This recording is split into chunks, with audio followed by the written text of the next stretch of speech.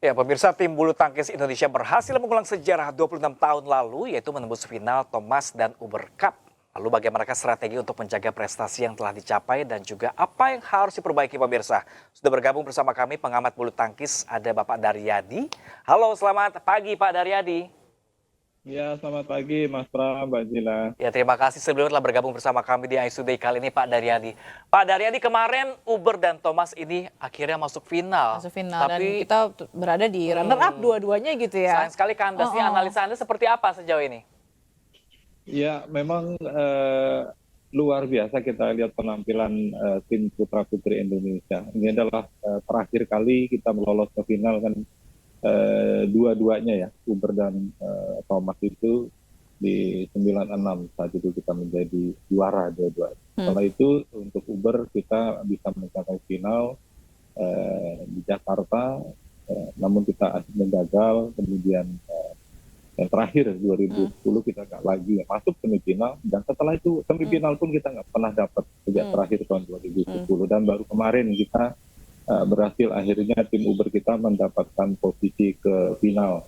Memang harus diakui dengan materi pemain-pemain muda yang saat ini kita miliki, pemain yang berpengalaman kan boleh dibilang Gregoria Mariska Tunjung, kemudian ada Apriani Rahayu. Namun Apri juga tidak bisa optimal karena masih diganggu dengan cedera. Jadi dengan materi yang boleh dibilang 80% adalah pemain-pemain muda seperti Esther, kemudian ada Komang, kemudian juga di Ghana Rachel, Melissa. Kita harus berhadapan dengan tim China yang saya katakan ini adalah the dream team. The dream teamnya tim Uber. Jadi dimanapun kita berhadapan dengan tim China tidak gampang pastinya. Karena apa? Mereka ini diperkuat 4 pemain tunggal putri yang saat ini berada di 10 besar dunia. Ada Chen Yufei peringkat 2, kemudian He Bingil peringkat 6, ada Han Yue peringkat 7, kemudian juga ada Wang Ji peringkat 8. Di ganda putri pun demikian. Peringkat 1 dunia Vincent Jaipan dari China, peringkat 3 Liu Shengsu Taning juga dari China. Kemudian di peringkat 6 ada Zhang Xuxian Zheng Yu. Jadi dengan komposisi yang mereka miliki, mereka putar-putar aja di hadapan dengan Indonesia, ada susah kita mau nyolongnya. Artinya ya, Pak Daryadi, kalau kita berhadapan dengan Cina sudah pasti akan kalah seperti itu. Bukan ingin pesimis tapi ya, tapi apakah memang sekuat itu kah mereka? Iya, memang realistisnya seperti itu. Jadi ketika seorang pemain dihadapkan, misalkan Gregoria tampil sebagai tunggal pertama, dia berhadapan dengan Chen Yufei, 9 kali dia sudah kalah. Jadi kan tergambar gitu. Memang pernah dia menang 3 kali, terakhir menang di Kumamoto Master tahun lalu. Tapi bertanding di depan publik sendiri pasti situasinya akan berbeda buat Chen Yufei. Kemudian juga di ganda putri, siapapun yang dihadapkan dengan Chen Jaipan pasti akan sulit gitu. Jadi bahkan Apri pun tidak bisa tampil di final, dan akhirnya final yang tampil adalah Siti Fadia dan Ripka, merupakan pasangan lama. Namun kita berhadapan pasangan terkuat di dunia saat ini, Chen Jaipan, mereka juga nggak berdaya. Di sisi lain yang bisa diapresiasi adalah penampilan Esther berhadapan dengan He Bingil. Ini adalah boleh dibilang debutan kita yang mampu, walaupun kalah di 3 game, tapi dia mampu membuat kesulitan bagi He Bingil. Jadi catatannya adalah walaupun kita kalah, tapi kita sebetulnya sudah punya nih bibit-bibit pemain yang masih usia baru mentas dari junior, yang baru usia 20 tahun. Ya mungkin saat ini mereka masih kuncup, mudah-mudahan nanti 2 tahun lagi atau 4 tahun lagi, itulah waktunya mereka untuk mekar dan bisa membawa pulang kembali Piala Uber yang sudah sejak tahun 96 nggak pernah bisa dibawa pulang ke Indonesia. Amin. Amin. Tapi kalau Pak Daryadi sendiri melihat progres dari pemain-pemain muda tim bulu tangkis Indonesia itu seperti apa sih Pak? Mungkin mereka karena sekarang masih semangat gitu ya, jadi masih motivasinya masih tinggi gitu. Gimana Bapak melihat progresnya hingga saat ini? Iya, saya kira memang so far so good ya. Kita lihat bagaimana anak-anak ini punya motivasi yang kuat, terutama di sektor tunggal putri. Bagaimana Gregoria Mariska Tunjung yang tahun 2017 menjadi juara dunia junior, memang dia butuh waktu cukup lama, 6 tahun dia bisa tembus di area 10 besar dunia. Gapnya dengan yang muda-muda ini cukup jauh, artinya dengan Esther, dengan Komang, itu kan mereka semua masih di luar area 20 besar dunia. Jadinya anak adik-adiknya inilah yang diharapkan terus akan mengikuti jejak mereka gitu loh. Dan juga di ganda putri kita punya pemain-pemain muda, ada Melissa Rahel yang tahun lalu menjadi runner-up kejuaraan dunia. Ya mudah-mudahan mereka juga akan bisa semakin matang nantinya di 2 tahun atau 4 tahun. Nah, event ini kan tahun tadi. Jadi sekarang ini mereka oke lah sampai final dulu. Tapi mudah-mudahan nanti di 2 atau 4 tahun mendatang giliran mereka yang naik podium juara. Baik, amin. Tapi Pak, kalau misalnya kita lihat sebenarnya mungkin ada evaluasi kalau Bapak memperhatikan, maksudnya bagaimana pertandingannya, permainannya gitu ya sejauh ini. Tapi kita akan menghadapi beberapa event lagi, ada Thailand Open, Malaysia Masters, sama Singapore Open gitu dalam waktu dekat. Apa yang menurut Bapak harus diperhatikan begitu untuk nantinya kita menjuarai ketiganya ini? Iya, event bulu tangkis ini kan adalah turnamen yang jalan pekan per pekannya. Ini hanya kira satu pekan ini aja nih. Jadi setelah ini pekan depan sudah langsung turnamen mulai dari Thailand, kemudian geser ke pekan berikut Malaysia, kemudian masuk lagi Singapore Open, kemudian nanti di awal Juni tanggal 4 sampai 9 masuk di Jakarta Indonesia Open Super 1000, itu turnamen level tinggi. Langsung geser lagi ke Australia, setelah itu sudah akan masuk ke Olimpik di Paris yang akan berlangsung akhir Juli sampai dengan awal Agustus.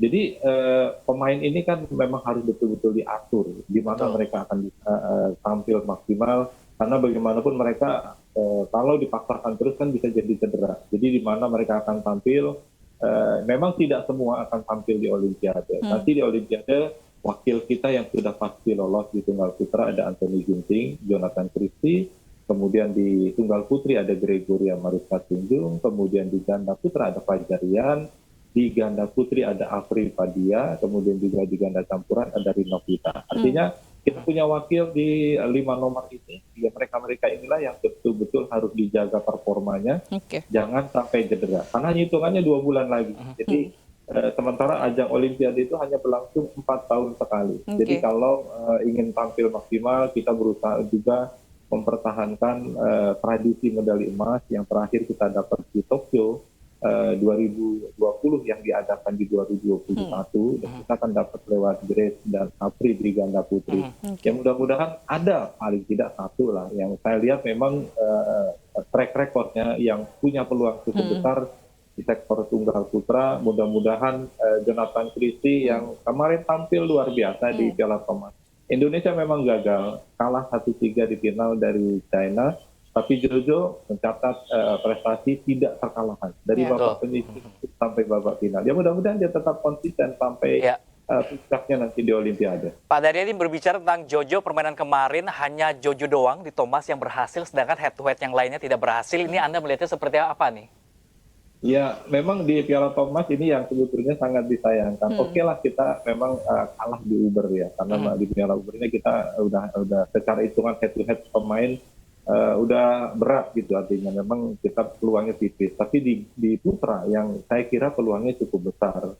Yang disayangkan adalah kita tadinya berharap bagaimana Ginting bisa mengamankan angka pertama melawan Suzuki, namun akhirnya gagal. Dan inilah yang saya lihat memang sepanjang saya membawakan pertandingan kemarin, baru pertama kemarin saya ngelihat Ginting bisa bermain seperti itu, bisa ketinggalan 1-14 melawan Suzuki. Itu jarang terjadi, seorang Ginting itu bisa tertinggal jauh dari lawan-lawannya. Jadi seperti memang buntu ya permainan Ginting kemarin ketika berhadapan dengan Suzuki.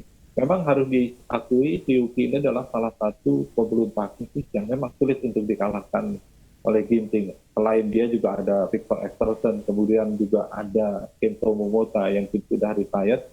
Jadi berhadapan dengan Suzuki 10 kali ketemu baru 2 kali menang. Begitu. Namun di pertemuan terakhir di Desember kemarin sebetulnya Ginting yang menang. Jadi kita berharap sebetulnya Ginting punya motivasi karena terakhir ketemu kan dia menang, walaupun 8 kali rekornya dia kalah. Tapi kemarin betul dia tidak dalam performa yang benar-benar maksimal untuk menghadapi Suzuki. Ditambah lagi dengan Fajar Rian menghadapi pasangan muda dari China Liang Wenqing Guangcheng, juga ternyata tidak bisa menampilkan permainan terbaik, kelihatan begitu tegang. Akhirnya dengan skor 0-2 memang membuat kita tertekan. Untungnya Jojo masih bisa mengamankan angka pertama. Kedua buat bagi Indonesia sampai 2-1. Sayangnya sih di ganda terakhir kemarin. Pak Daryadi, Kalau Anda melihat ini peluang untuk Uber dan Thomas dengan kekuatan seperti ini dan 26 tahun kita berulang lagi masuk final, ini seperti apa peluang kedepannya nanti? Ya kalau di Piala Uber kita juga berharap dengan pemain-pemain muda ini kita bisa mendapatkan hasil nanti 2 atau 4 tahun mendatang. Sementara di putra justru saya yang worry.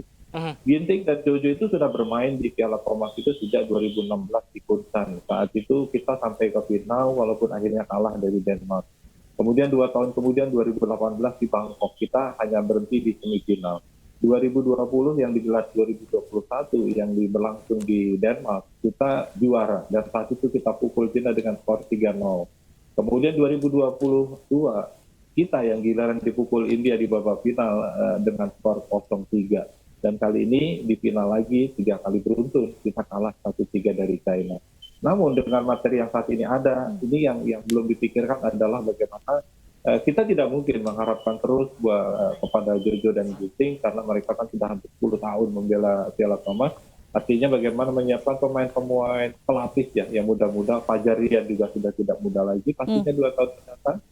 Mudah-mudahan dalam waktu 2 tahun ke depan kita sudah dapatkan pemain-pemain. Memang sudah diselipkan satu pemain, ada Alwi Farhan, pemain berusia 18 tahun yang tahun lalu menjadi juara dunia junior di Amerika. Yang mudah-mudahan 2 tahun mendatang itu adalah panggungnya Alwi Farhan untuk bisa menunjukkan dirinya sebagai andalan Indonesia. Baik. Amin. Pokoknya kita berharap Indonesia bisa cetak sejarah lagi terus gitu ya Pak ya. Kita dukung terus walaupun sekarang masih belum kesempatannya. Semoga nanti di next kesempatannya ada dan kita bisa mencetak sejarah. Benahi permainannya, benahi mentalitas saat bertanding ya. Benar. Terima kasih banyak Pak Daryadi. Pak Daryadi, pengamat bulu tangkis telah bergabung di iNews Today. Salam sehat selalu Pak. Sampai jumpa.